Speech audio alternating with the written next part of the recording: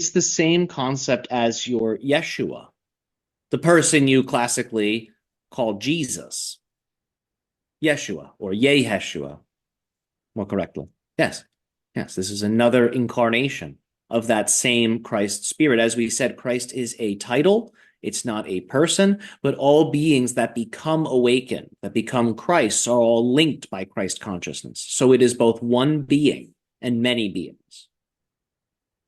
So there is a relationship to all Christs that you have had on earth. The Christ is specifically one whom reveals, one whom brings the light. Prometheus, as you understand this character, is a Christ. The being you call Lucifer, which just means light bringer, is a Christ, because what you call Lucifer and Satan and the morning star are all different things. They don't mean the same thing. So even things that you vilify are technically Christs. A Christ is one who reveals.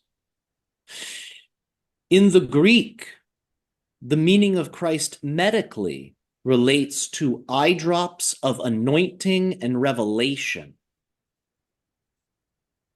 There's a medical meaning to the title. Drops in the eyes that help one to see. Medicated drops. The Christ is one who opens eyes, who removes the veil. So yes, Christ will show up in many of the traditions of the world using different terms, different names, born as different people.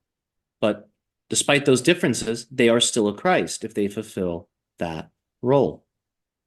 Shiva very easily could be considered to be a Christ, for he also built a path, a way for people to become like him, just as Yeshua did. The Buddha could easily be considered to be a Christ. Beings that create these paths of self-illumination and personal relationship with the divine. Those that remove the veils of ignorance, these are Christs, and they're all connected. But people like their illusions, so sometimes the Christ gets crucified. Sometimes the Christ's methods are too extreme, and the Christ is crucified. Sometimes the Christ's approach is just right, and their name is honored eternally, because they are always remembered auspiciously, and they have an auspicious connection to humanity even after they are long and gone physically. So the Christ archetype is intricate, diverse, very unique. We will share more on it at later dates. There's much to be unveiled about what the Christ is, what it means. But you are all little Christs. When you choose to turn on the light of who and what you are operating as a Christ. When you bring things up instead of pulling them down, you are operating as a Christ. You're revealing positive truth that's intrinsic to all phenomenon. When you bring things up and you elevate that which others curse.